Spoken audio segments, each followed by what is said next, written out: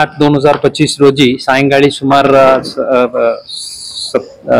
सायंकाळी 5:30 वाजता दरम्यान एक इसम नामे विष्णू शरणप्पा हंडे, विष्णू शिवराय हंडे, वय 35, अक्कलकोट राहणार आहे. त्यांना इथं MIDC पोलीस स्टेशन हद्दीत एक पांढऱ्या रंगाच्या टोयोटो गाडीमध्ये 5-6 जण त्यांना हत्यार वगैरे दाखवून धमकावून त्यांना गाडीत पळून नेलं, म्हणजे उचलून नेलं म्हणून इन्फॉर्मेशन होतं.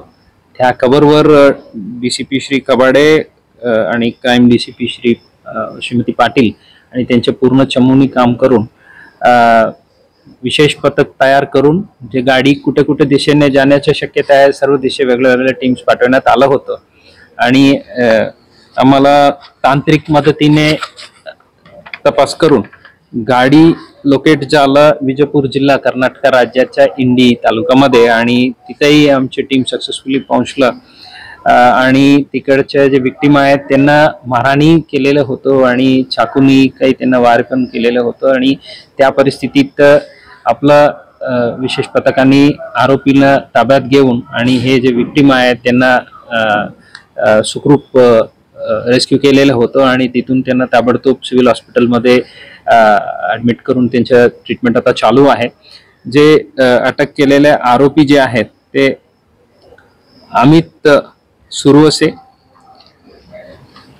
सुनील पुजारी, दीपक मेश्राम, अभिषेक माने हे लोक आता ताब्यात आहेत. त्यांची अटक प्रक्रिया चालू आहे. आणि जे वाहन वापर केलं होतं आणि जे हत्यार वगैरे जे वापरलं होतं ते सर्व आम्ही जप्त करण्यात आलेले आहेत.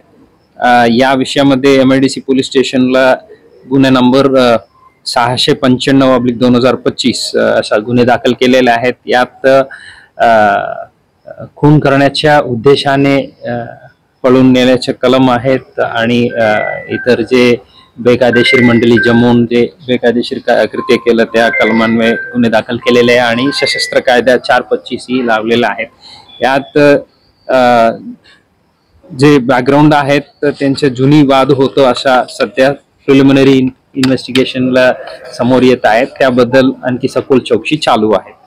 या सक्सेसफुल डिटेक्शन आणि रेस्क्यूला आपलं Shri Vijay Kabade, Shrimati Ashwini Patil, ACP Shri Sudhir Karatkar, MIDC police स्टेशनच्या वरिष्ठ पोलीस निरीक्षक श्री वाघमारे, क्राईम ब्रांचच्या वरिष्ठ पोलीस निरीक्षक श्री डोरगे, जय कोमणे साहेब, भरत चंदन शिवे API शंकर दायगुडे, API गाडवे आणि सर्व अंमलदार ज्यांनी काम केलेले आहेत त्यांनी उत्कृष्ट काम केलेलं आहे. जे आर्म्ड गँग होतं तरी त्यांनी गाडी ट्रॅक करून व्यवस्थित वेळीत पोहोचलं, त्यामुळे ते पीडितांना सुखरूप आम्हाला रेस्क्यू करण्यात आलेले आहेत.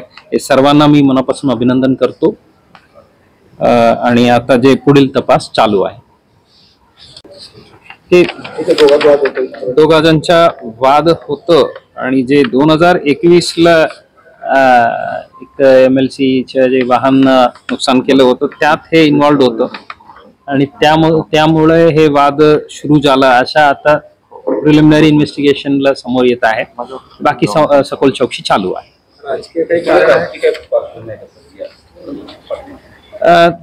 ते आहे दोन वेगवेगळ्या पक्षाच्या कार्यकर्ते आहेत, पण निश्चितपणे त्यामधून हे गुन्हे घडलेले का वगैरे अशा सद्यस्थितीत बोलू शकत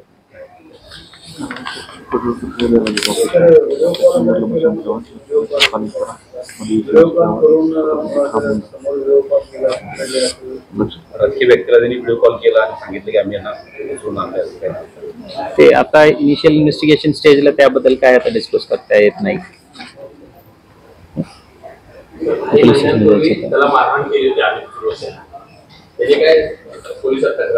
नाही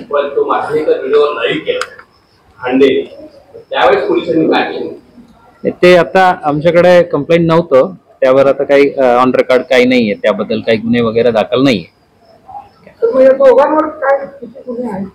ते आता रेकॉर्ड काढण्याचा विषय चालू आहे. हो, आता पूर्ण माहिती आता इमिडिएट नाहीये, मी आपल्याला सायंकाळी शेअर करतो.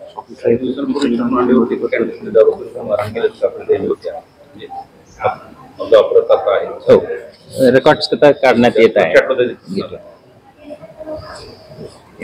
हा?